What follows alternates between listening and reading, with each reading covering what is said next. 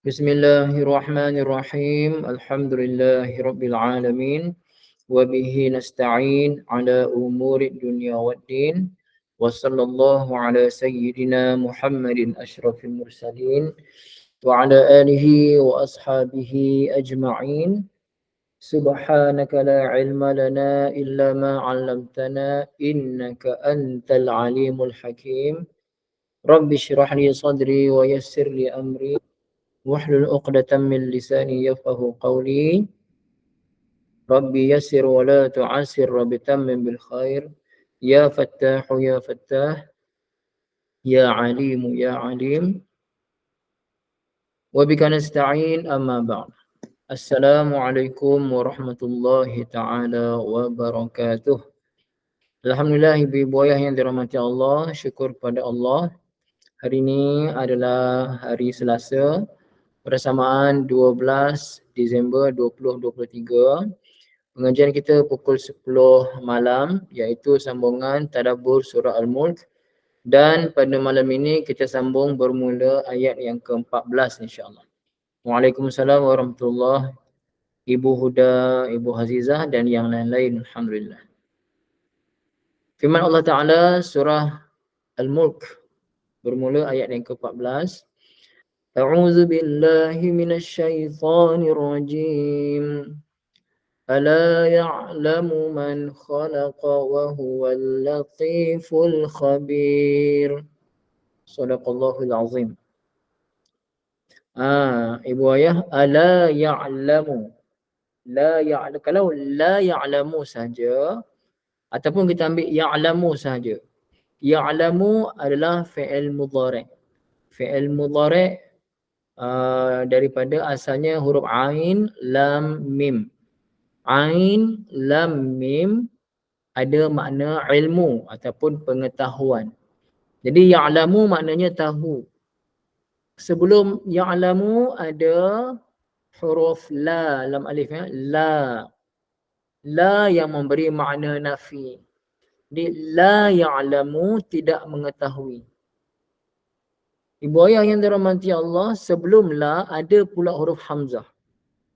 Huruf hamzah ini adalah kita panggil huruf soalan. Huruf persoalan, istifham. Jadi ada disandingkan hamzah dengan la. Maka terjemahnya mesti ada makna nafi dan ada persoalan. Jadi nafi biasanya terjemah tidak. Dan untuk menimbulkan persoalan pada terjemahan itu didatangkan kah. Ya, kalau tidak saja tidak mengetahui. Kalau ada soalan, tidakkah, macam tu. Tidakkah boleh, bukankah boleh. Tolong kongsikan dengan saya terjemah ibu ayah. Apa terjemah ala dalam Quran terjemah ibu ayah? Ala saja. Tidakkah ke, bukankah ke, adakah tidak ke? Ibu Zanita, apakah? Okey. Ibu Zanita ada tak? Apakah saja ke ataupun apakah tidak? Adakah apakah saja ataupun ada tidak? Macam Ibu Salamah, apakah tidak? Ibu Sofia, tidakkah? Macam saya kata tadi. Macam Ibu Huda dengan Ibu Zanita, betul mesti ada tidak? Apakah itu terjemah untuk hamzah saja? Tapi yang betulnya ala tu tidak, apakah kena ada nafi, tidak. Apakah tidak ataupun tidakkah, macam tu. Boleh ya? Jadi ibu ayah, mana datang kah tu daripada hamzah. Ataupun mana datang soalan daripada hamzah. Mana datang tidak daripada la. Okey. Jadi ala ya'lamu terjemahnya adakah tidak ataupun tidakkah, ya'lamu mengetahui, tidakkah mengetahui. Siapa yang tahu? Man khalaqa. Man dia yang ataupun Tuhan yang khalaqa telah menciptakan. Okey. Man tu yakni Allah Ta'ala yang menciptakan. Ibu ayah yang dirahmati Allah Subhanahu Wa Ta'ala, okey, saya nak tanya lagi. Contoh ibu ayah pakai kereta satu jenama. Katakanlah jenama Pro 2. Ibu ayah gunakan contohnya kereta Alza Tiba-tiba ada kerosakan yang berlaku pada kereta tu dan ibu ayah nakkan dapat apa ni, baiki, nak repair yang paling puas hati punya, ibu ayah buat keputusan nak pergi terus ke kilang Pro 2 yang besar dekat Sungai Choh Rawang ni kan, dekat Sungai Choh. Pergi ke kilang terus tu. Pasal apa? Nakkan servis yang terbaik untuk kereta yang bermasalah kita Alza. Jadi ibu ayah, kalau kita pergi kilang tu tempat buat. Tiba-tiba kita tanya peralatan itu ataupun bahan-bahan tertentu, skru ke apa ke, tanya, dia kata tak ada lah. Dia kata tak tahu. Contoh dia kata tak tahu. Kilang dia punya. Kereta keluar kat kilang tu. Tapi tiba-tiba pomen kata, saya tak tahu pun ada skru ni. Saya tak tahu pun ada bahan ni dekat dalam kereta ni. Patut tak? Apa perasaan ibu ayah pergi kilang yang membuat tiba-tiba tanya tak tahu? Apa perasaan ibu ayah? Patut ke tak patut tu?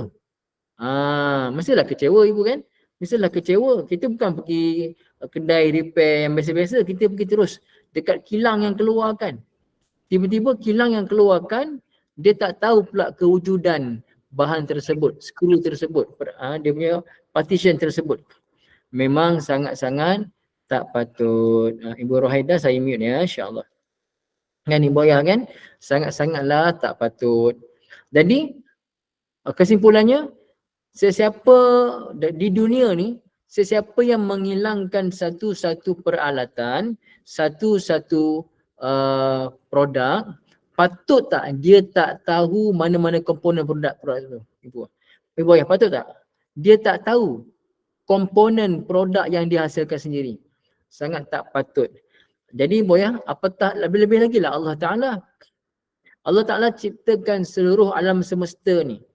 Ibu ayah, kita semua beriktikad Allah Ta'ala mencipta alam semesta tak? Ada tak ibu ayah yang ragu-ragu? Seluruh alam semesta, bukan setakat bumi ni saja, seluruh, asalkan bukan Allah maka dia adalah makhluk. Tak timbul sebarang keraguan ibu ayah kan? Kerana itulah sifat Tuhan yang Maha Mencipta. Jadi ni Allah timbulkan persoalan. Maksudnya bahasa mudah kita, takkanlah Allah yang cipta tapi dia tak tahu. Patut tak ibu ayah? Sekarang ni, berbalik pada ayat 13 sebelumnya, sebelum ayat 14 ni, ayat 13 Allah berfirman, A'udzubillahi minasyaitonirrajim. Wa asirru qawlakum aw ijharu bih innahu alimun bidzatis sudur. Sembunyikanlah percakapanmu ataupun terang-teranglah dalam percakapan kamu. Sesungguhnya Allah Ta'ala Maha mengetahui apa yang tersirat. Ya, apa yang tersembunyi. Pasal apa Allah Maha mengetahui ibu ayah? Jawapannya ayat 14. Takkanlah Allah Ta'ala tak tahu sedangkan dia yang cipta. Jadi ibu ayah nampak tak relation hubungan di antara ayat 13 dan 14? Nampak tak sekarang? Kenapa Allah timbulkan persoalan tu? Itu bukan persoalan nakkan jawapan. Itu persoalan nak kita berfikir. Mungkin orang kata Allah Ta'ala bukan tahu pun aku buat ni seorang-seorang, bukan orang nampak pun, bukan Allah Ta'ala nampak pun aku buat ni dosa ni, kan? Memanglah kadang-kadang dosa tu kita buat di belakang orang, tetapi ibu ayah, Allah Maha mengetahui. Takkanlah Allah Ta'ala cipta kita tapi dia tak tahu pula apa kita buat. Mustahil tak ibu ayah? Allah cipta tapi dia tak tahu apa yang kita buat, sedangkan Allah cipta kita. Allah Ta'ala cipta kita, mestilah dia tahu apa yang kita buat walaupun tersembunyi daripada orang lain, makhluk-makhluk lain ibu ayah. Okey. Jadi ala ya'lamu man khalaqa. Adakah tidak mengetahui oleh Allah Ta'ala yang telah menciptakan? Waalaikumsalam warahmatullahi wabarakatuh. Tak apa. Wa huwa. Ibu ayah, wow di sini macam yang ibu yang belajar dengan saya di Akademi Al-Miftah dekat Bukit Peruntung Sabtu lepas, kita ada terangkan beberapa jenis wow dalam tadabbur surah Al-Kahfi. Ingat tak ibu ayah yang datang? Ada tak saya sebut? Tak ingat, mungkin tak ingat, tapi ada tak saya sebut jenis-jenis wow Sabtu lepas? Ada beberapa orang yang ada kat sini. Kak Siti ada kan? Ingat Kak Siti ya? Ada terjemah dia sedangkan, ada terjemah dia dan, ada wow terjemah dia demi kan? Di sini Ibu Ayah, waw di sini mungkin ada terjemah Ibu Ayah, terjemahnya padahal ataupun walhal ataupun sedangkan. Ada tak? Terjemah Ibu Ayah ada tak antara tu? Sedangkan, padahal, walhal. Cuba tengok terjemah masing-masing. Ataupun terjemah dan. Dan tu pada saya terjemah yang paling lemah lah. Yang paling bagus kalau ada terjemah sedang. Okay, Ibu Zanita dan Kak Siti dan. Ibu Selamah dan. Okay. Ibu Sofiah pun dan. Okay. Jadi terjemah semua dan ya. Tapi pada saya yang cantik terjemah dia padahal ataupun sedangkan. Dan tu maksudnya sedangkan. Sedangkan huwa dia yakni Allah Al-Latifu. Ibu Ayah, apa dia terjemah Al-Latifu? Al-Latif maksudnya maha halus. Maha halus. Okey. Apa dia maksud Al-Latif? Kita tengok sekejap ya. Al-Latif maksudnya Al-Alim bidaqa'iqil umuri wa khafayaha allati la yudrikuha al-alimun. Ya. Allah Ta'ala maha mengetahui segala urusan-urusan yang halus. Tu Ibu Selamah maha halus betul. Allah Ta'ala maha halus maksudnya Allah Ta'ala punya pengetahuan itu sangat terperinci. Ibu Ayah Al-Latif maksudnya ilmu pengetahuan Allah sangat terperinci dan tak dapat terjangkau oleh ilmu makhluk ni. Ibu Ayah nak bandingkan ilmu seluruh makhluk dengan ilmu Allah. Bayangkan dikumpulkan ilmu seluruh makhluk yang Allah Ta'ala cipta dibandingkan dengan ilmu yang ada pada Allah, tidak lebih daripada kita ambil setitis air di lautan. Lautan tu sebesar-besar laut tu kita masukkan sebatang jarum, kita keluarkan jarum, air yang ada pada jarum itu, setitis air yang di hujung jarum itulah ibarat ilmu seluruh makhluk, baik manusia, baik jin, baik malaikat, seluruh makhluk dikumpulkan, itu sajalah ilmu yang ada pada kita. Jadi bahawa yang terbanding ke tidak? Ilmu kita ni dengan Allah Ta'ala, demi Allah kita ni tak tahu apa pun. Kita ni apa pun tak tahu, yang ada pada kita ni ilmu ni hanyalah sangat-sangat sedikit yang Allah Ta'ala pinjamkan. Allah Ta'ala dia Al-Latifu, maha halus. Halus maksudnya dia maha mengetahui dengan perkara-perkara yang halus, yang tersembunyi, yang semua orang tak tahu. Itu maksud Al-Latif. Adapun Al-Khabir, apa dia Al-Khabir? Al-Khabir maksudnya Al-Muttali'u ala zawahiril asya'i wa bawatiniha. Maksud Al-Khabir adalah Allah Ta'ala maha mengetahui segala yang zahir dan batin. Itu makna Al-Khabir. Allah Ta'ala maha mengetahui. Allah Ta'ala ada perkhabaran. Mengetahui perkhabaran apa sahaja yang zahir ataupun batin. Okey. Saya nak tanya Ibu Ayah. Ibu Ayah tahu tak apa khabar yang sedang berlaku sekarang ni di satu tempat yang mana tak ada berita TV sampai kepada kita? Kalau Palestin ada berita TV, berita dalam internet ke. Tapi contohnya tempat di hujung dunia sekarang ni yang tak ada internet, Ibu Ayah tahu tak apa khabar tempat tu sekarang? Masa sekarang ni, tahu tak apa khabar dia? Jadi apa dia makna khabar? Khabar tu maksudnya pengetahuan. Khabar maksudnya pengetahuan. Jelas Ibu Ayah ya? Jadi kalau ada internet sampai pada kita, barulah kita dapat perkhabaran tersebut. Barulah kita tahu apa yang berlaku di sana. Maka Al-Khabir, apa dia makna Al-Khabir? Maksudnya Allah Ta'ala itu dia tahu, dia maha mengetahui segala yang zahir, segala yang batin pada seluruh makhluk dia. Maka Allah Ta'ala Al-Latif, maha halus pengetahuan dia. Al-Khabir, maha jelas pengetahuan Allah Ta'ala zahir dan batin. Jelas tak Ibu Ayah semua? Maka kita kata khabar-khabar tu, ni Al-Khabir lah. Khabar berita. Berita tu maksudnya kita tahu apa yang berlaku. Al-Khabir, Allah Ta'ala maha mengetahui apa yang berlaku, zahir dan batin. Jelas ibu ayah semua insyaAllah. Untuk ayat 14, itu baru terjemahan ayat yang ke 14. Baru terjemah ibu ayah, yang belum tafsir lagi. Baru terjemah.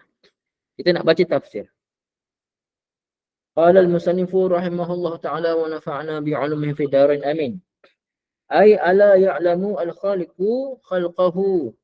Maksudnya takkanlah Allah Ta'ala yang mencipta, dia tak tahu apa yang dia cipta.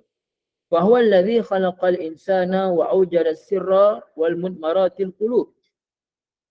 Padahal Allah Ta'ala yang menjadikan manusia. Allah Ta'ala yang jadikan segala yang rahsia. Semua dalam hati ni Allah Ta'ala cipta. Allah Ta'ala cipta apa yang kita fikirkan semua itu dalam pengetahuan Allah SWT. Allah Ta'ala maha mengetahui. Kan? Fahuwa Ta'ala alladhi khalaqal insana biyadih. Allah Ta'ala lah ciptakan manusia dengan kekuasaan dia. Wa'alamu syai'in bil masnu'i sani'uhu. Yang paling tahu dengan apa yang dicipta siapa ibu ayah? Siapa yang paling tahu dengan apa yang dicipta? Satu benda tu dicipta, maka siapa yang paling tahu pasal benda tu? Ibu ayah. Pencipta lah, betul Ibu Sofia, tepat. Pencipta lah yang sangat mengetahui apa yang dicipta. Masya Allah. Orang cipta virus pula. virus. Orang cipta virus, ibu ayah, dia yang tahu apakah antivirus tu. Betul tak ibu ayah? Orang yang cipta virus, dia yang tahu dia punya antivirus untuk virus tersebut. Setuju tak? Pasal dia cipta virus tu. Dia tahulah ubat untuk virus tu macam mana. Lepas tu dia cipta pula virus yang lebih lagi. Yang mana siapa-siapa nak lawan virus tu, dia kena lawan dengan cara beli pula dia punya antivirus yang makin update, kena upgrade. Macam tu kan. Adik saya bagi tahulah pasal dia orang komputer. Kan? Ibu ayah. Jadi maksudnya siapa yang cipta satu benda, dia lebih tahu. Maka Allah Ta'ala lah yang mengetahui segala apa yang berlaku di seluruh alam semesta ni. Wa huwal alimu bidaqaiqil umur. Allah Ta'ala mengetahui dengan sedalam-dalam perkara. Wa ma fil qulub. Dan apa yang dalam hati semua orang tak tahu, tapi Allah Ta'ala tahu.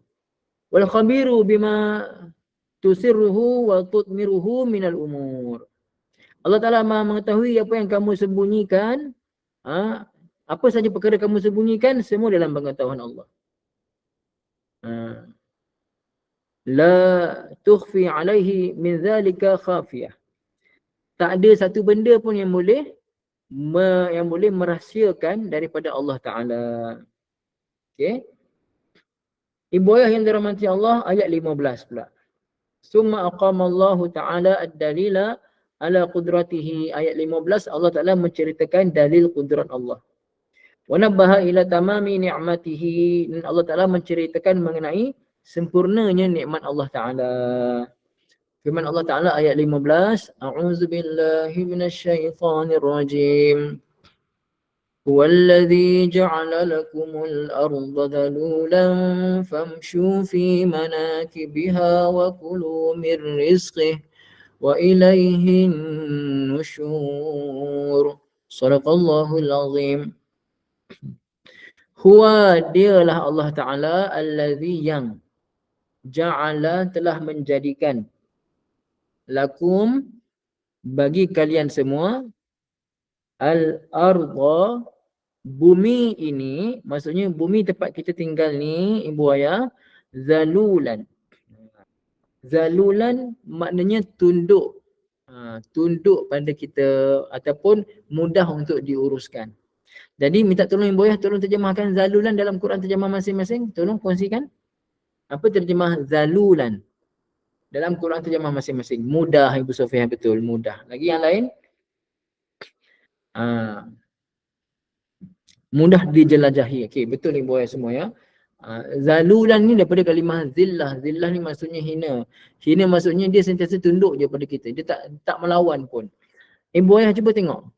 Kak Siti punya sebagai tempat dihuni, betul. Ya. Jadi ibu, kalau contohnya permukaan bumi ni payah kita, contohnya semuanya keras. Pakai apa pun tak boleh. Tak boleh nak pecahkan. Senang tak nak buat jalan ke ibu ayah? Senang tak nak buat jalan ke, nak buat rumah ke, nak buat taman perumahan? Senang tak kalau permukaan bumi ni kebanyakannya payah nak pecahkan, payah nak korek? Susahlah kita nak duduk kat bumi ni kalau permukaan bumi ni susah kita nak uruskan. Jadi Allah Ta'ala telah jadikan, dialah yang ja'ala, telah menjadikan lakum, bagi kamu semua, al-ardha, bumi itu zalulan, mudah untuk dijelajahi. Contohnya boya, kalau nak buat jalan ke, apa ke, nak tanam macam-macam, nak buat perindustrian, Allah permudahkan tanah ini, bumi ini untuk kita korek, dah korek, boleh buat macam-macam dekat bumi tu, kan? Maka Allah kata, famshu, berjalanlah kalian semua, famshu, berjalanlah kalian semua, pada manakibiha.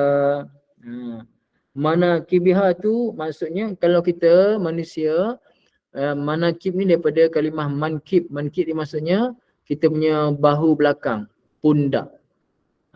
Pundak kita di bahu belakang kita ni. Ibu ayah, kalau satu orang bawa beban berat, dia bawa mendongak ke ataupun dia bawa, dia tunduk letak barang atas dia? Ibu ayah, nak bawa barang berat kan, tunduk betul letak dekat belakang dia kan, beban-beban tu dekat belakang dia. Kalau dia berdongak letak kat dada, susah nak bawa, jatuh.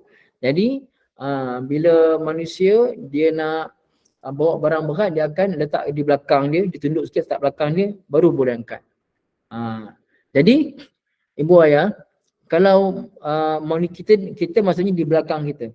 Kalau bumi ni maksudnya di atas bumi ni. Di atas bumi ni Allah anggap seperti belakang badan kita tu, bahu kita tu, pundak.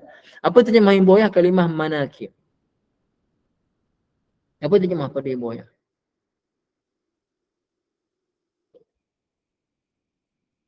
Kongsikan dengan saya tolong.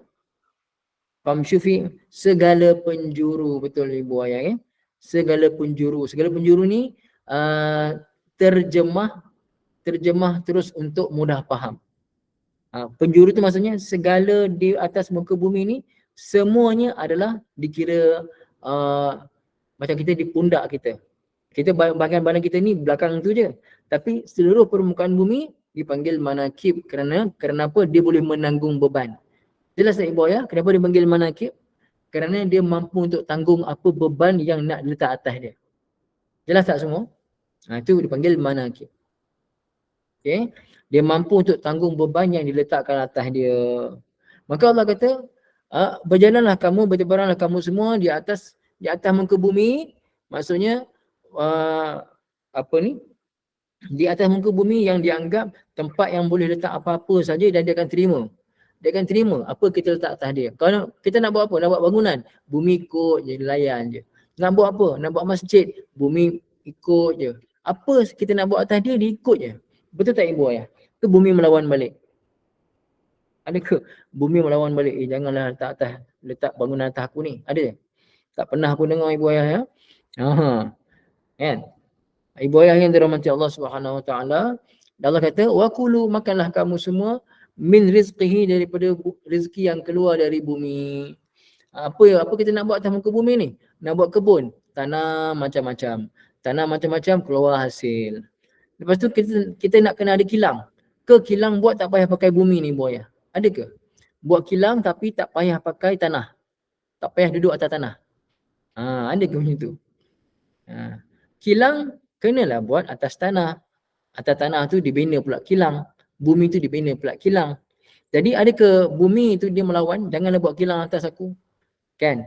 Janganlah buat kedai atas aku. Tak pernah melawan pun.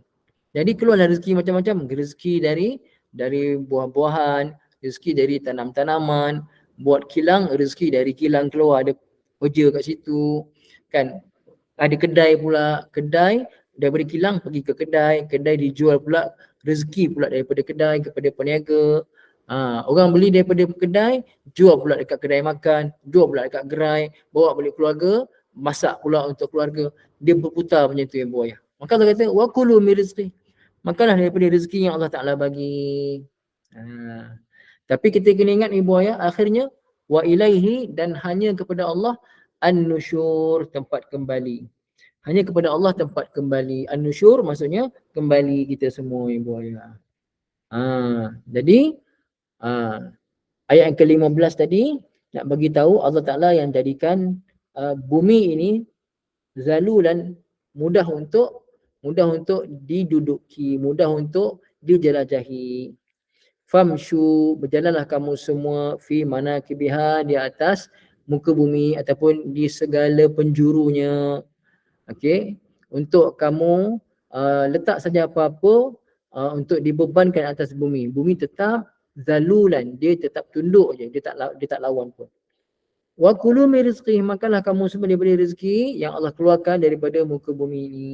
Tapi cuma kita kena ingat wa ilaihi, dan hanya kepada Allah an-nusyur, kita semua akan dibangkitkan. Betul dekat Siti Zulana. Okey Bu Ayah ya. Itu terjemahan ayat yang ke-15. Kita tengok sikit dia punya tafsiran dia. Ai innallaha huwallazi sakhkhara lakumul arda.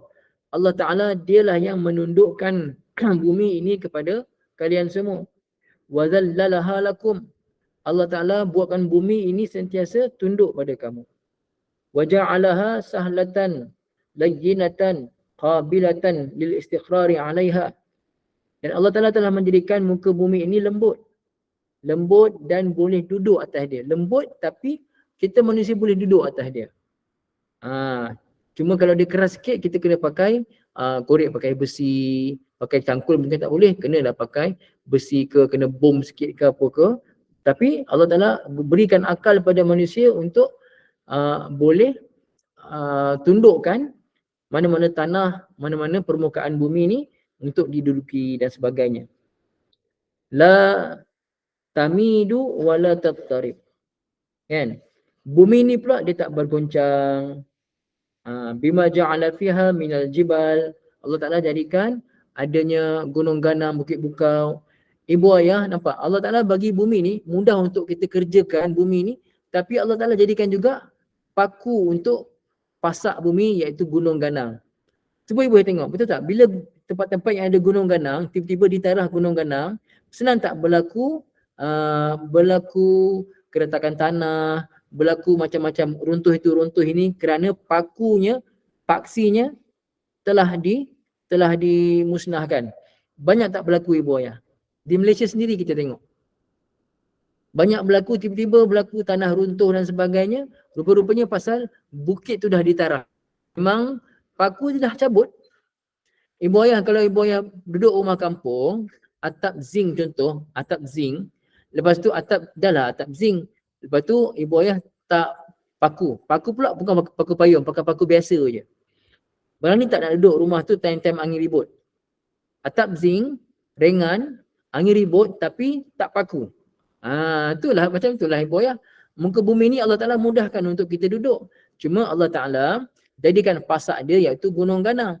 Gunung ganam sebagai paku payung dia. Tapi dicabut paku payung tersebut, maka jadilah kerosakan.